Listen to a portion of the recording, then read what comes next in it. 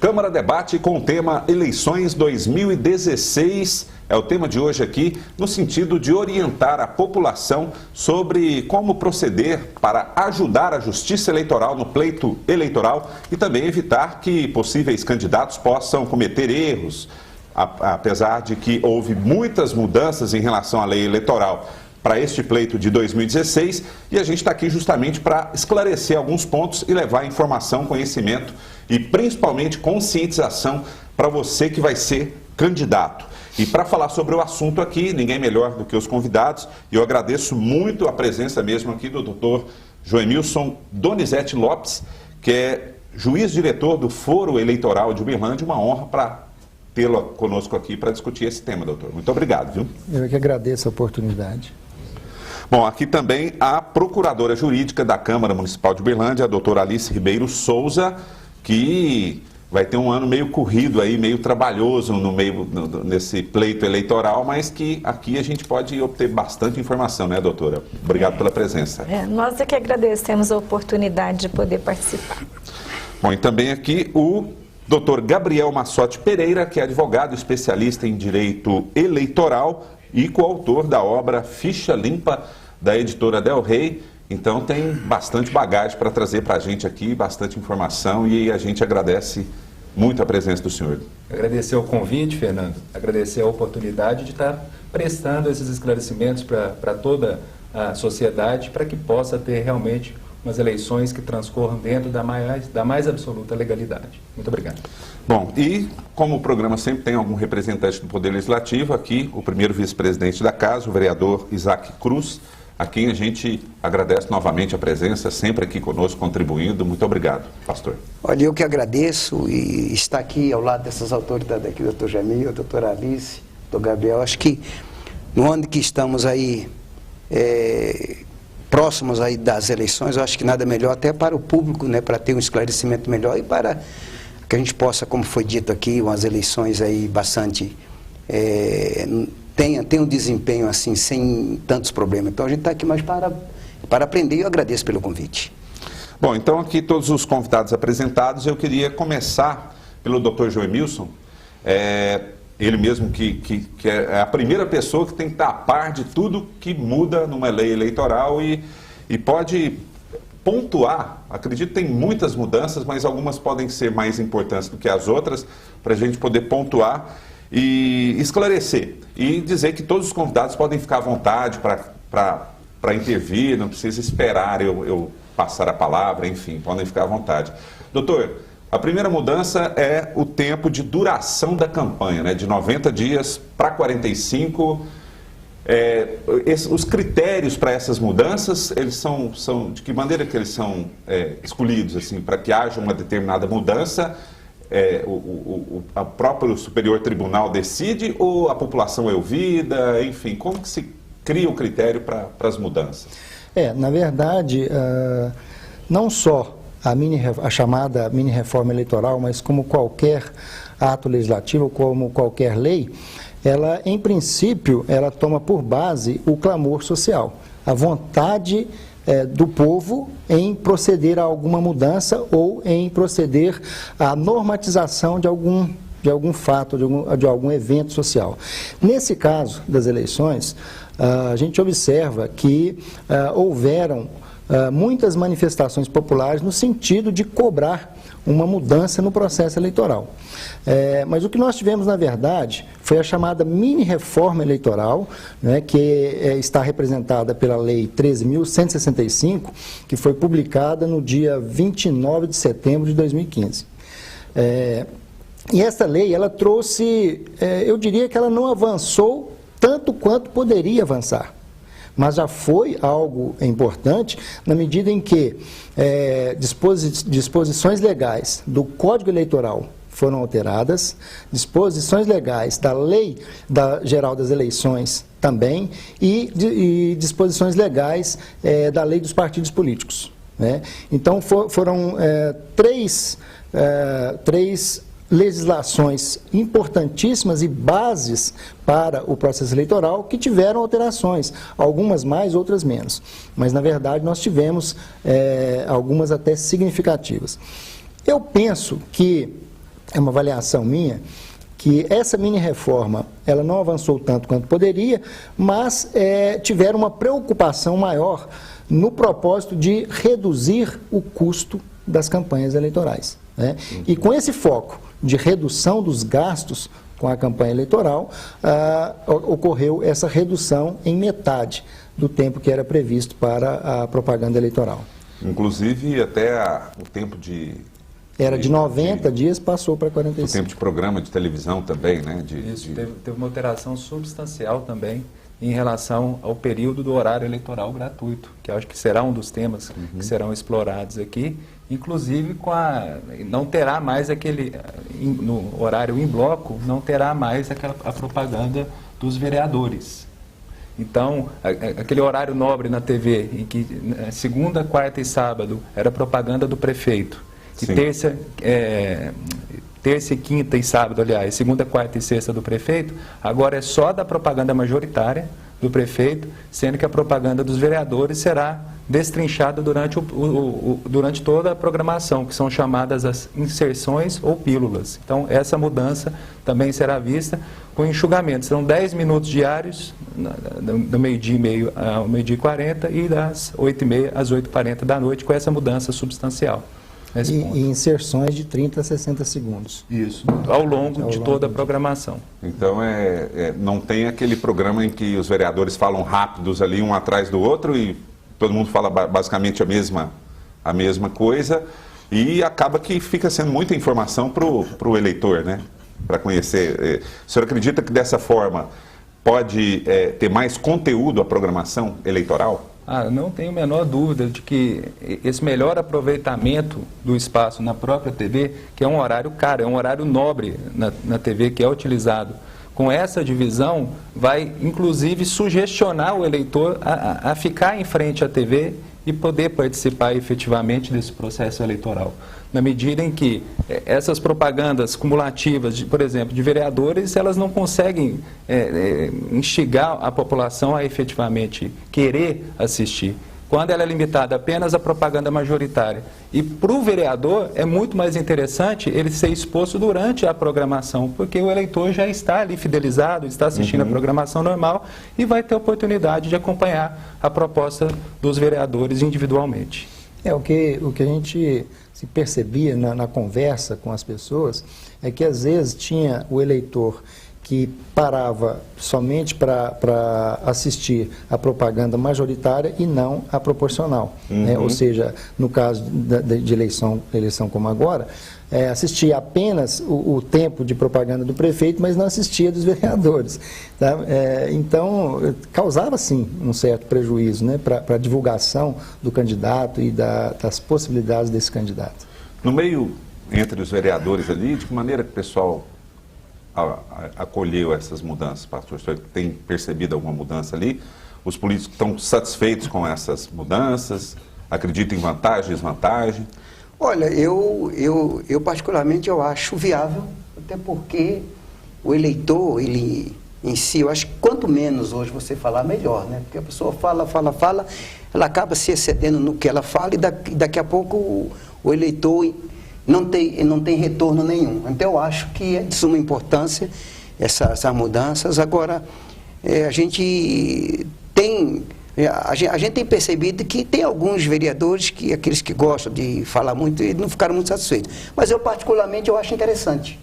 Acho que quanto menos a gente falar, né, eu acho que a população espera e ela vê mais o que o vereador, no caso, aquele que, por exemplo, hoje eu tenho um mandato, se a gente vir para uma reeleição, ele vai procurar muito saber o que foi feito, qual serviço foi prestado. Eu acho que é interessante essa redução, eu acho louvável.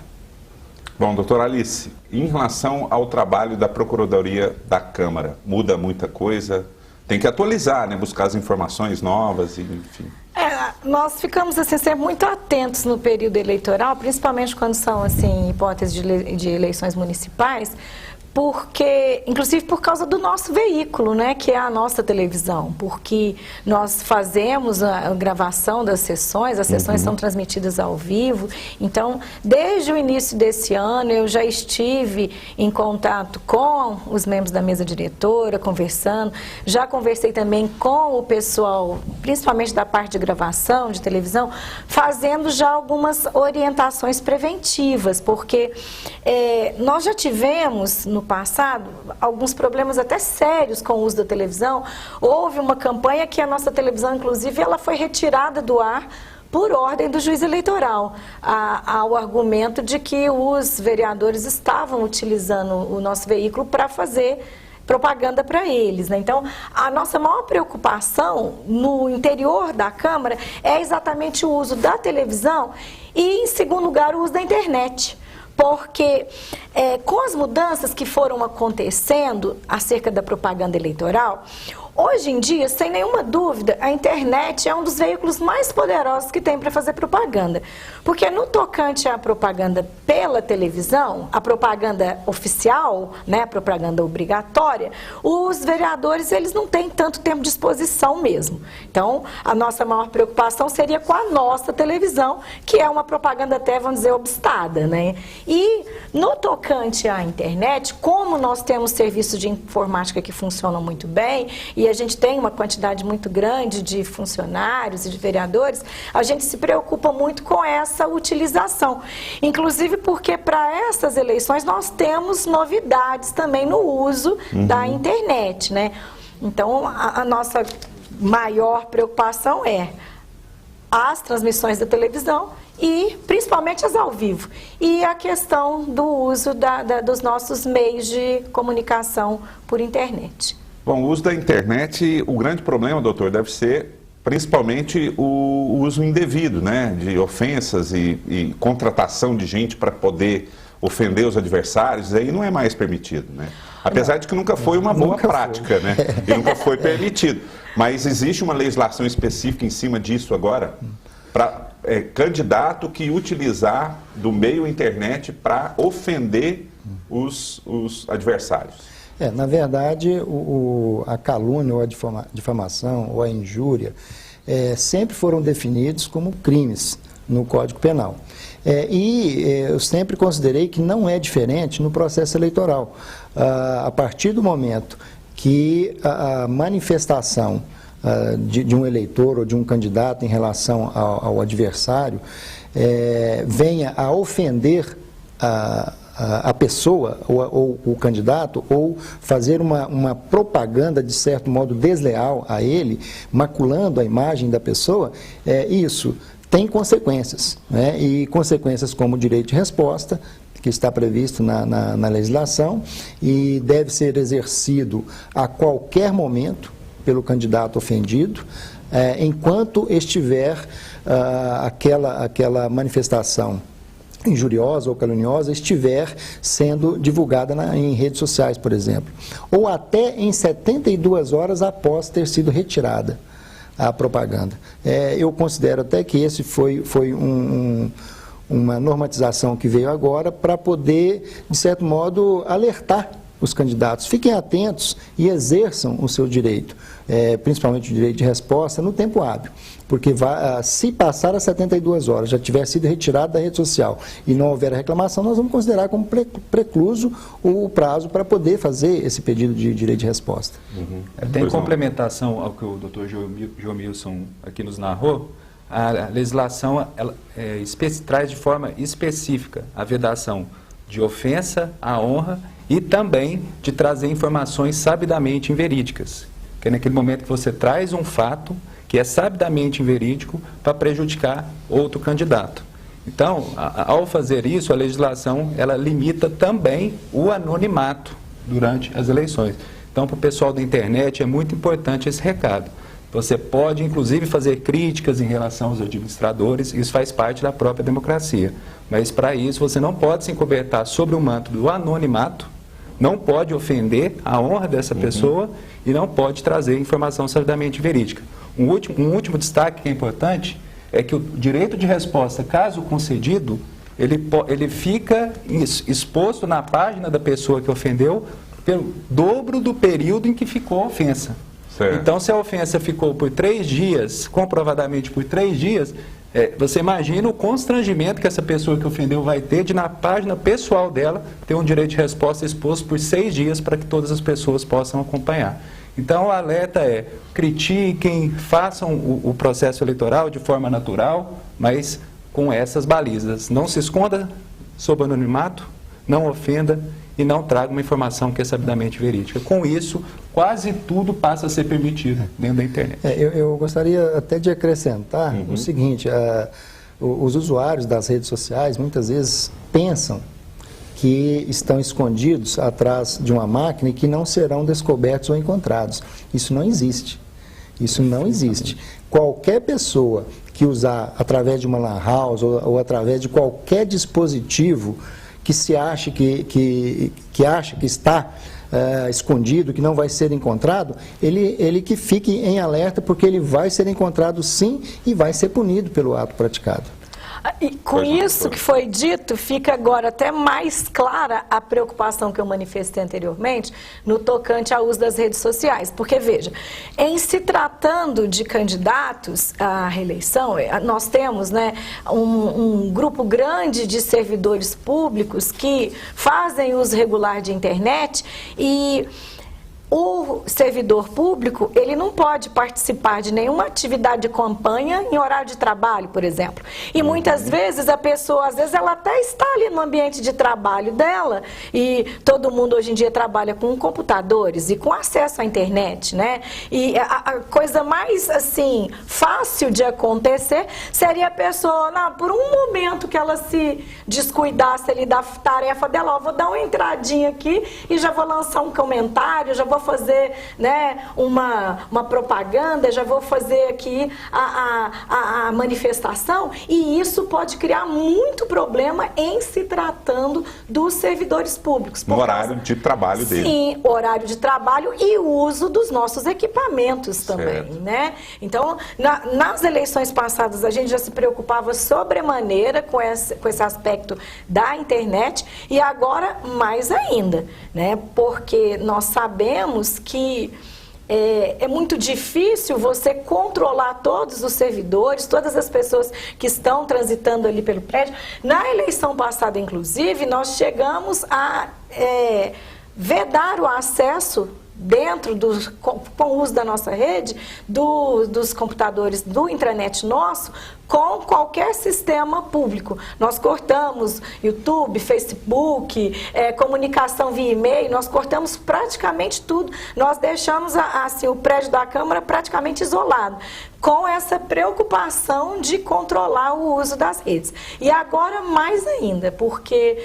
como eu disse já, né, nós sabemos que, em virtude da dificuldade que a legislação foi impondo a outras formas de divulgação de candidaturas, sem nenhuma dúvida, a internet é uma das que mais vai ser utilizada, né? Então, a preocupação é muito grande nesse sentido, sim.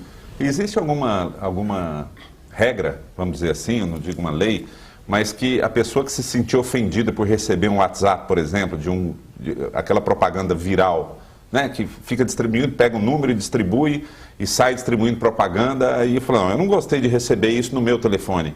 Tem alguma coisa nesse sentido que o eleitor pode denunciar algum candidato que esteja utilizando o número do telefone da pessoa para mandar um WhatsApp, por exemplo? Tem alguma coisa nesse sentido, doutor? Primeira coisa, se a pessoa está recebendo mensagens que ela não gostaria de receber, ela tem como bloquear. Esse é um fator. No caso do direito de resposta, tem o legitimado, que não é a pessoa que eventualmente receba uma mensagem, mas a pessoa ofendida. Então, o direito de resposta ele só é deferido àquela pessoa diretamente atingida pela manifestação desonrosa, né? Um usuário qualquer, um eleitor qualquer que esteja recebendo, o que ele pode fazer é, talvez, comunicar o fato ao interessado diretamente, que é o candidato ofendido, ou fazer um registro desse fato até em forma de ocorrência policial, para que isso possa ser levado à Justiça Eleitoral, para que a Justiça Eleitoral possa eventualmente tomar alguma providência. Até importante um destaque, o Dr. Joemilson pode até falar melhor do que eu sobre o assunto, mas a evolução dos mecanismos de comunicação, por exemplo, com o WhatsApp, tem sido utilizados pela própria Justiça, inclusive como meio de prova, sem qualquer tipo de limitação. E outro destaque importante é que, independentemente do desdobramento eleitoral dessa ofensa, há também o desdobramento civil e criminal.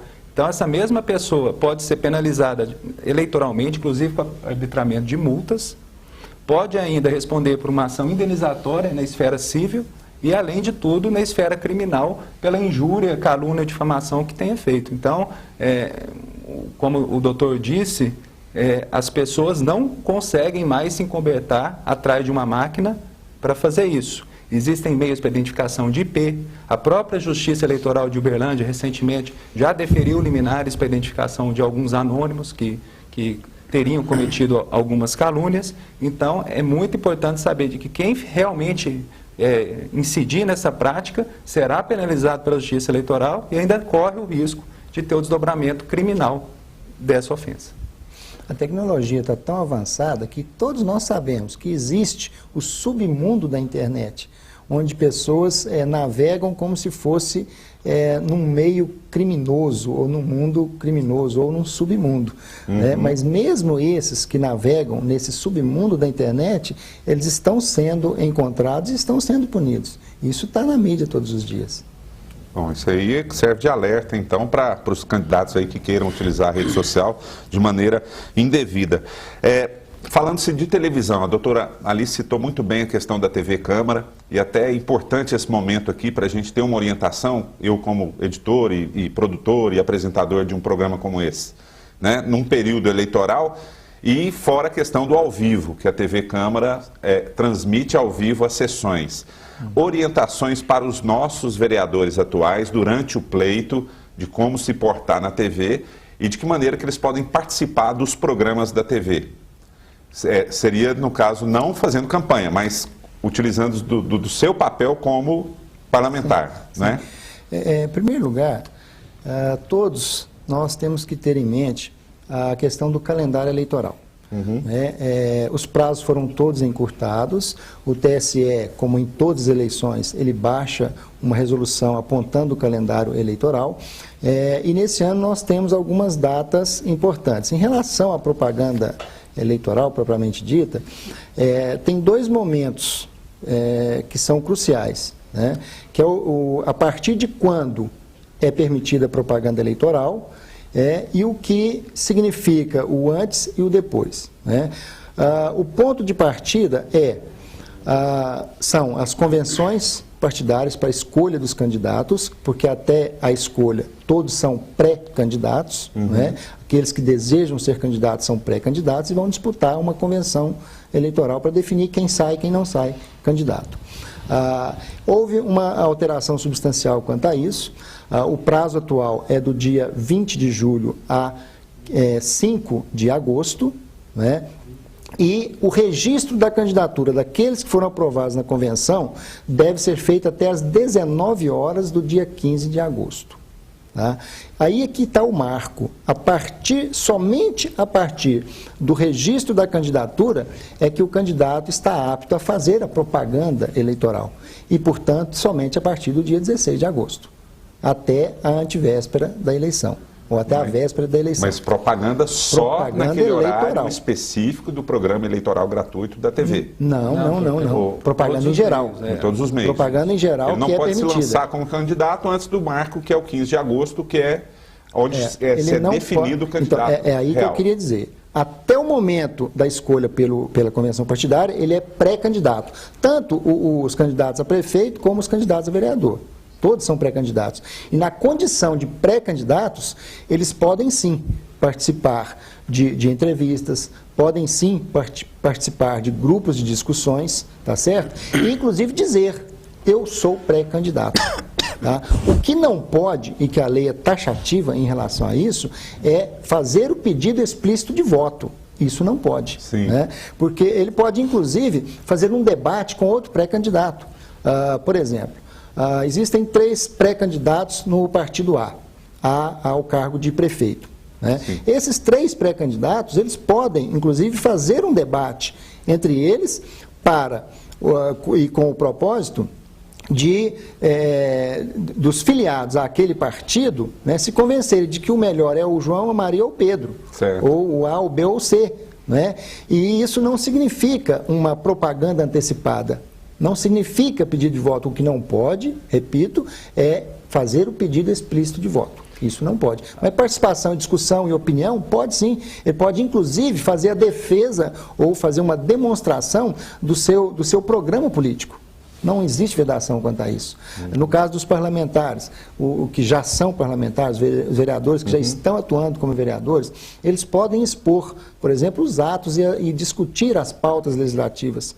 Não existe impedimento, e a lei até ela veio consolidar isso exemplificativamente para dizer que não caracteriza propaganda antecipada esse tipo de conduta. Inclusive foi uma modificação muito interessante, porque antes dessa mini-reforma, não havia disposição expressa no texto da lei, falando com clareza quais as condutas que poderiam ser excluídas da possível propaganda antecipada. Então, a justiça, ela era muito subjetiva. Em alguns casos que a gente achava que não era caso de propaganda antecipada, às vezes até acontecia de haver alguma condenação.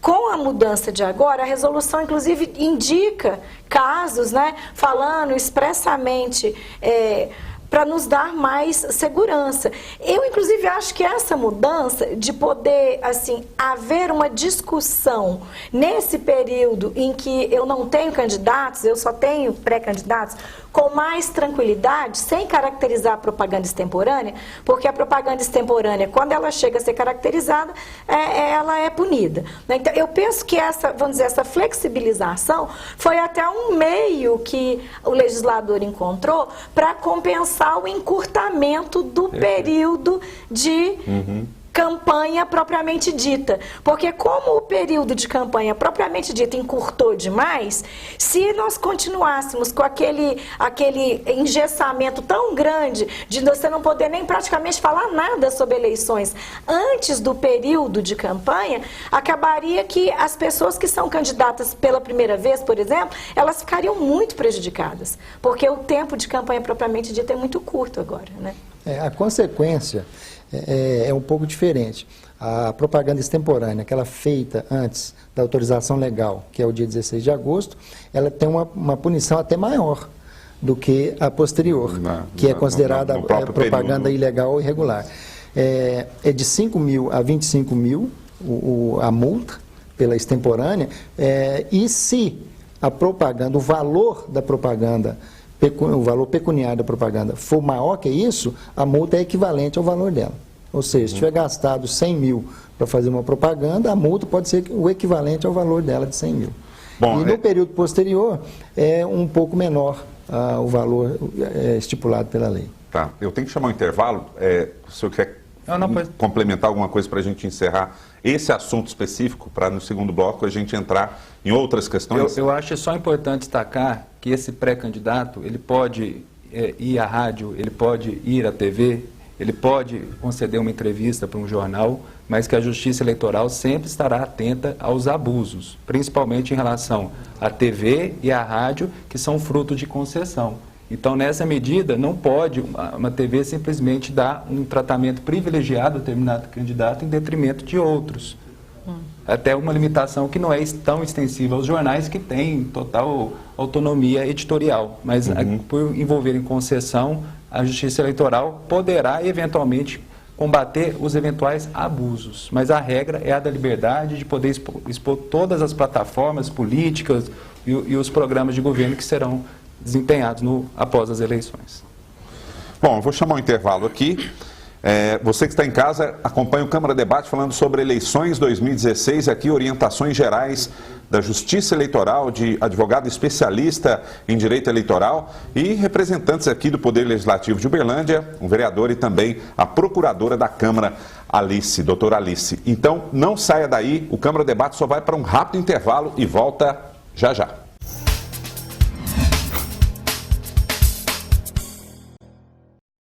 Jornal da Câmara. As principais notícias da Câmara Municipal de Uberlândia você acompanha no Jornal da Câmara e também informações que fazem parte da sua vida. TV Câmara Uberlândia, o Legislativo conectado a você.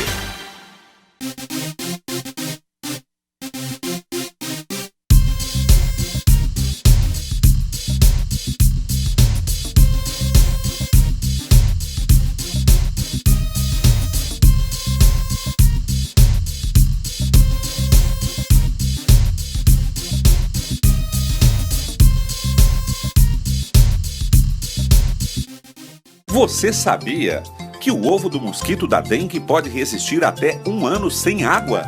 Depois do longo período de estiagem, que afetou principalmente os estados do Sudeste, imagine quantos ovinhos foram se acumulando e eclodiram com a chegada das chuvas. Você sabia que o Aedes voa apenas 1 metro acima do chão?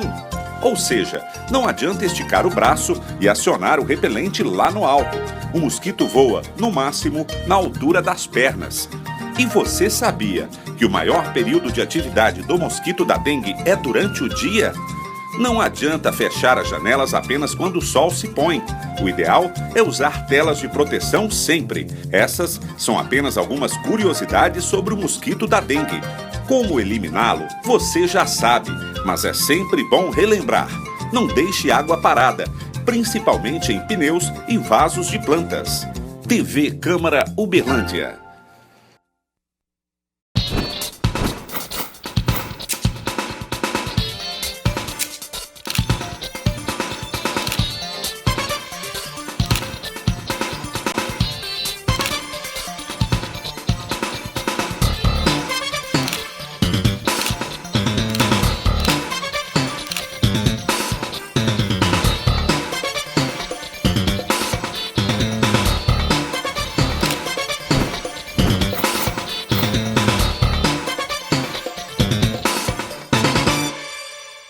Você que acompanha a programação da TV Câmara Uberlândia pode saber mais sobre o canal. De um jeito ainda mais próximo, curta a nossa página no Facebook. TV Câmara Uberlândia, o Legislativo conectado a você.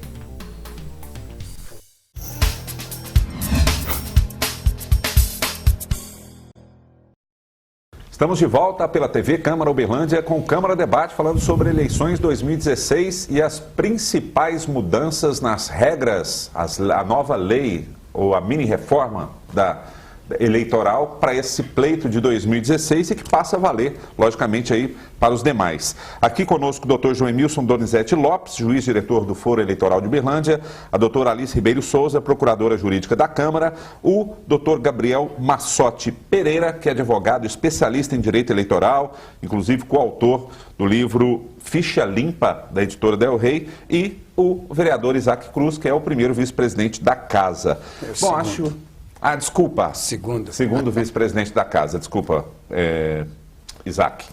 Bom, questão acho que em pauta que é interessante, que mudou e que fica aquela pulga atrás da orelha em relação à limitação de gastos com campanha e de financiamento de campanha, enfim, existe um limite e quem gasta mais vai ficar bem claro para descobrir que aquele determinado candidato gastou mais. Mas isso aí pode aumentar o caixa 2.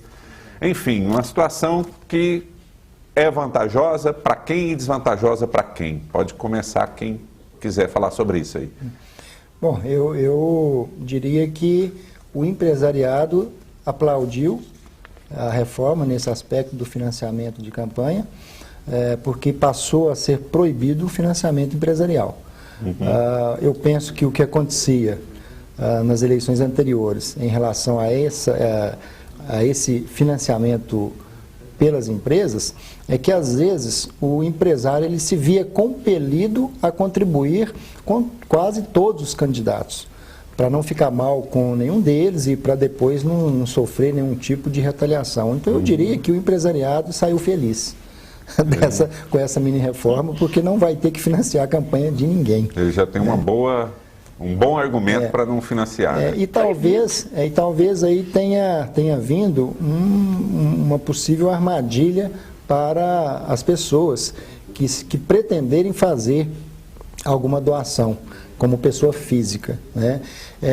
Se elas estiverem mal informadas, elas vão correr um sério risco de serem multadas em até 100% do valor doado, porque existe um limite legal. E o limite legal para doação por pessoa física, qualquer um pode doar, qualquer cidadão pode doar, querendo pode, mas tem um limite. E o limite é 10% da renda bruta do ano anterior. Então, e com um detalhe, no ano, os dados da prestação de contas serão encaminhados para a Receita Federal. E a Receita Federal vai fazer um cruzamento de dados do doador para poder verificar se o valor era compatível. E em verificando qualquer excesso, comunica imediatamente e automaticamente à Justiça Eleitoral, ao procurador ou ao promotor eleitoral. E essa pessoa vai ser processada. E a multa é, como eu disse, 100% do valor doado. Nesse caso de pessoa jurídica. Física. Jurídica não pode. Pessoa jurídica a não jurídica pode é zero. É zero. É proibido. Não pode. Proibido. E pessoa física tem que ter lastro. a origem, né? Exato. 10% do rendimento bruto do ano anterior. Máximo, esse é o máximo. Que o não pagamento, caso não haja o pagamento, esse eleitor pede a quitação eleitoral, pede a própria condição de cidadania. Então, não é uma multa que vai ser simplesmente executada, ele pode pagar ou não pagar. A consequência dessa condenação ela é drástica para o eleitor que incorrer nesse excesso de doação. Então, nesse ponto é muito positiva a alteração para a legislação e vai permitir um controle mais efetivo pela própria instituição. Inclusive, na prestação de contas e tudo, quem vai ser punido é o próprio candidato, né? O partido também já não responde mais pela mudança.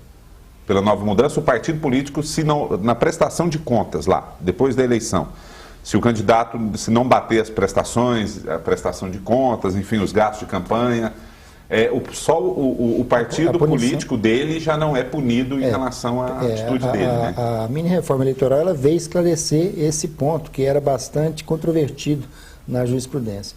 E o que ficou definido é que o candidato é que é punido por algum defeito na prestação de contas e não afeta o partido, salvo em alguma hipótese de uma conduta dolosa, devidamente comprovada que a conduta foi dolosa e que afetou o partido.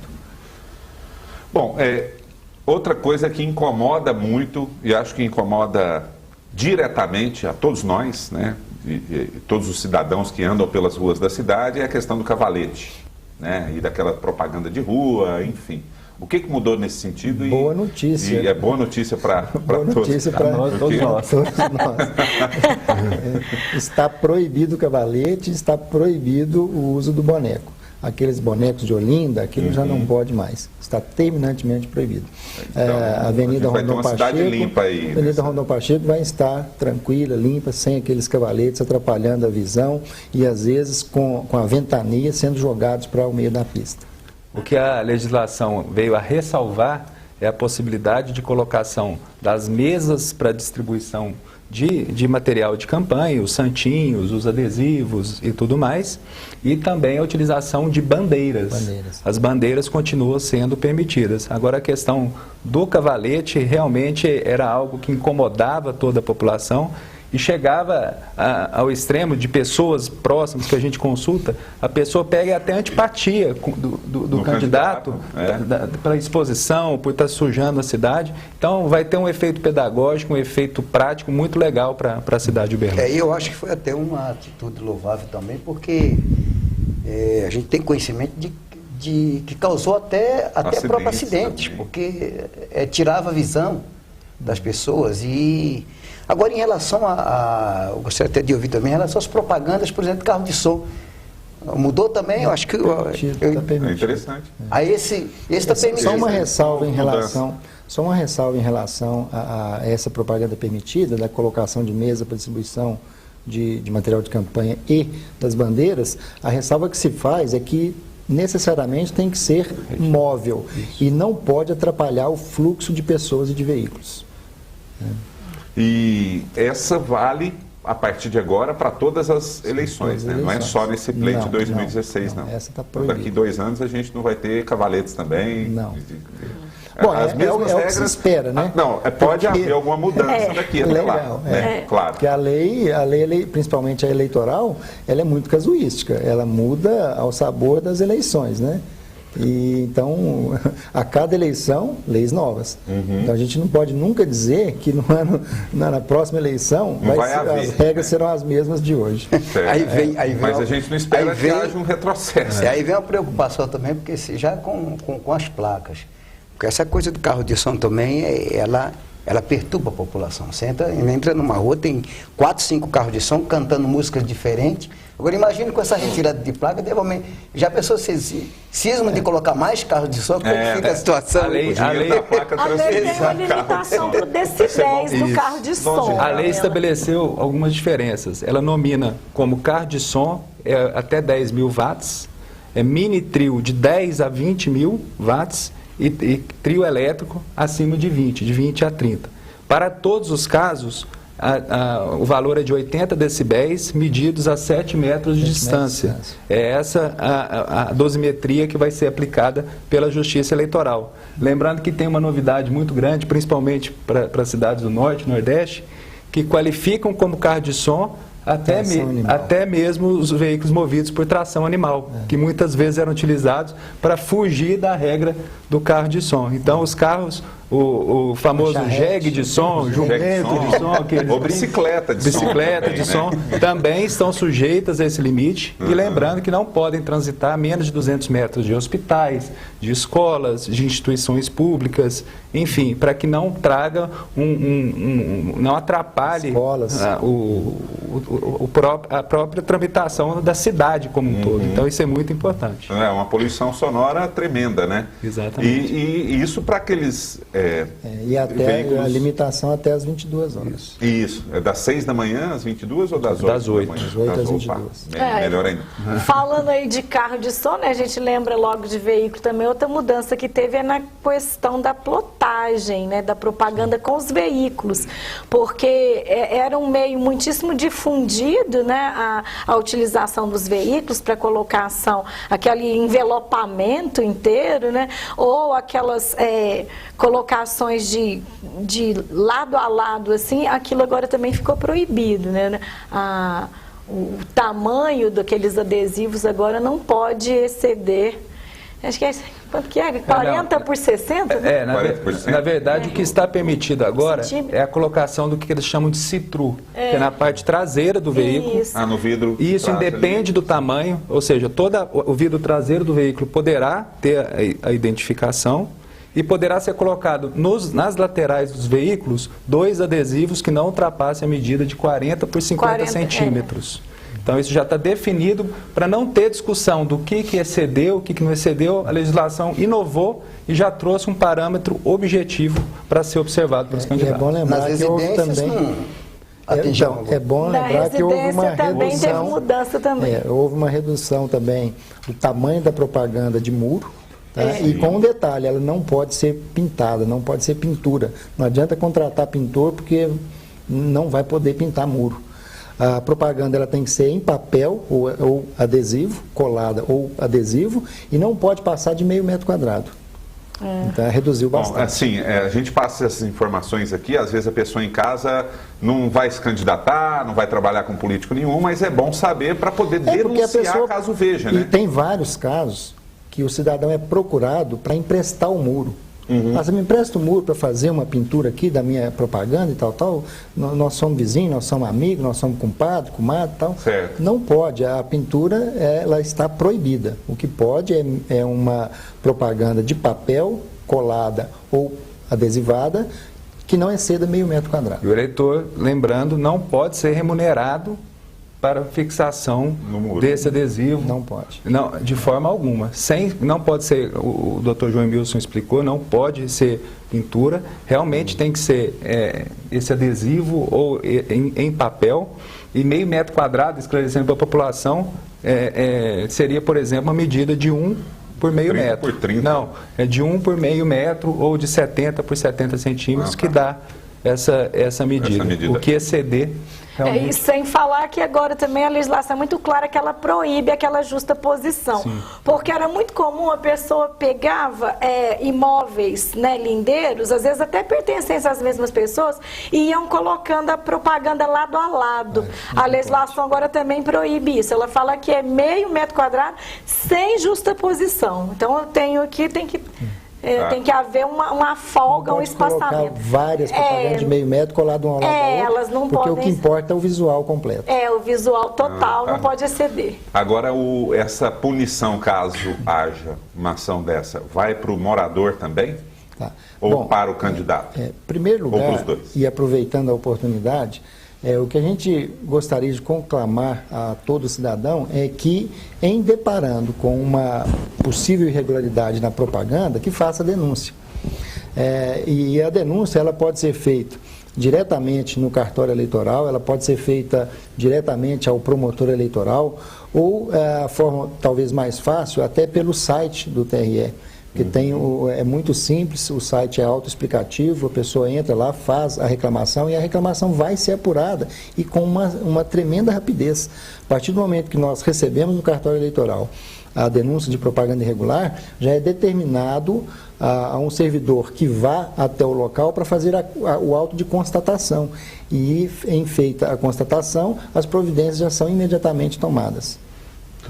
Bom, interessante aí para o telespectador captar essas informações para não cair em nenhuma armadilha aí, né, durante esse período eleitoral. E um dos principais crimes eleitorais que todo mundo conhece é a compra de voto, né? Essa aí merece uma atenção especial aí para quem for subornado, vamos dizer assim, né, a vender seu voto e tudo, para denunciar esse candidato, porque isso aí acho que vem atrapalhando e vem contribuindo para a piora, né, do sistema como um todo e da sociedade em si, né?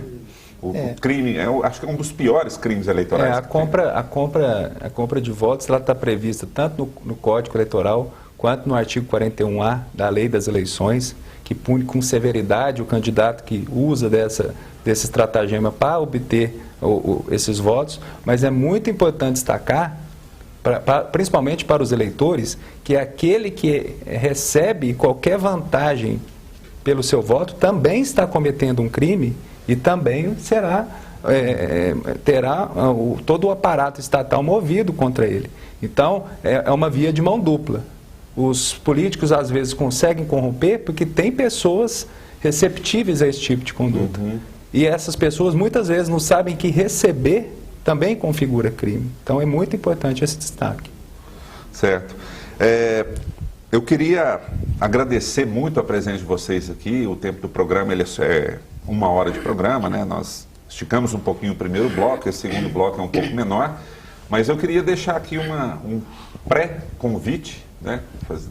Não é pré-candidato, mas é um pré-convite para que em breve a gente sente aqui novamente e continue esse assunto para falar sobre outras questões relacionadas às eleições. E desde já agradecendo muito a presença, eu queria uma consideração final de cada convidado para o nosso telespectador, né? Uma orientação, um apelo, enfim, fiquem à vontade. E eu agradeço, a gente começa pelo João Emilson, termina aqui pelo Isaac Cruz. O João Emilson Donizete Lopes, que é o juiz diretor do Foro Eleitoral de Uberlândia. Eu queria muito agradecer a presença do senhor aqui, de parar um pouco as atividades do dia a dia lá e vir aqui para esclarecer a população. Isso é muito importante para todos nós. Eu queria muito agradecer a presença do senhor aqui, doutor. Eu também quero a oportunidade de agradecer esse convite, porque eu penso que para nós da Justiça Eleitoral é sempre muito bom poder informar o eleitor e aos eventuais candidatos para que a gente possa ter uma eleição tranquila, uma eleição sem abusos ou com o mínimo possível de abusos. E quero aproveitar essa oportunidade também que está sendo dada para dizer que Uberlândia é o segundo maior colégio eleitoral do estado de Minas Gerais, com 471.121 eleitores aptos a votar até o dia de hoje. O fechamento do cadastro eleitoral vai ocorrer no dia 4 de maio. Portanto, aquele eleitor que ainda não procurou o cartório eleitoral, que o faça o mais brevemente possível, para não incorrer em alguma dificuldade posterior e até, eventualmente, não poder votar, né, na próxima eleição. E quero convocar os jovens de 16 a 18 anos da nossa querida Uberlândia para que procurem o cartório eleitoral e façam o seu título de eleitor e venham contribuir com a democracia. Bom, muito obrigado, doutor Joemilson.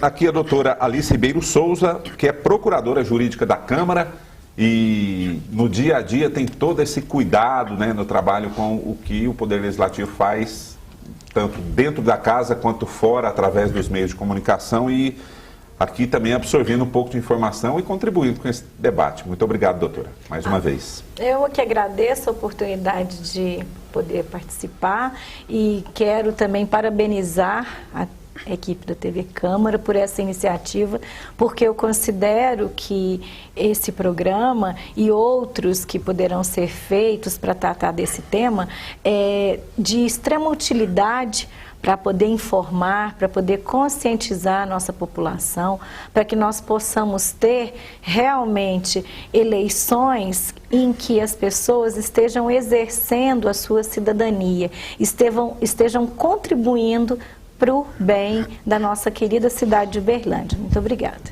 Obrigado, doutora. Aqui o doutor Gabriel Massotti Pereira, advogado especialista em direito eleitoral e coautor da obra Ficha Limpa. Em outro momento a gente vai discutir melhor essa obra também. Ótimo. Parabéns aí. É da editora Del Rey.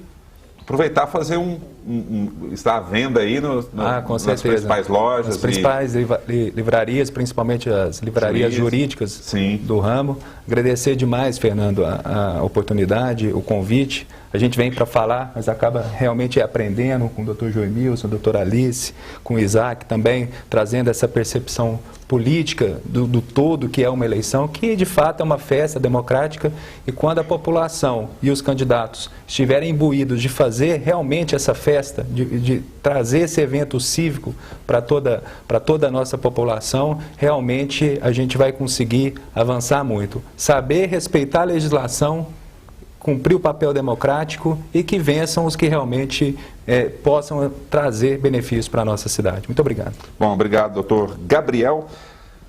Segundo vice-presidente da Casa, vereador Isaac Cruz, mais uma vez conosco, parceiro do Câmara Debate, está sempre à disposição quando é convidado. Eu queria muito agradecer mais uma vez a presença do senhor aqui, doutor. Olha, eu que agradeço, né? E você vê que pouco eu falei aqui, que eu vim aqui realmente para aprender. Eu acho que isso é louvável, já foi feito o convite. Acho que programas como esse tem que se repetir várias vezes, porque eu acho que a boa informação, né, a gente vai evitar muitas coisas e começar a construir e a resgatar a boa política que há muito tempo vem se perdendo aí, com pessoas totalmente desinformadas ou que agem por maldade. Então, eu me sinto muito honrado de ter participado de um programa como esse. Muito obrigado pela presença e pela oportunidade. Sempre que for necessário, estamos à disposição. Bom, pena que o tempo é curto, né? Porque são várias abordagens que a gente pode colocar nesse programa, mas você tenha certeza que aqui pela TV Câmara, principalmente nesse ano de 2016, nós vamos trabalhar no sentido de orientá-lo para que a gente tenha uma campanha limpa, não é? E que você possa, como já foi dito aqui, exercer realmente o seu papel de cidadão nesse processo democrático. Agradeço a sua audiência e o Câmara Debate volta num próximo programa. Até lá!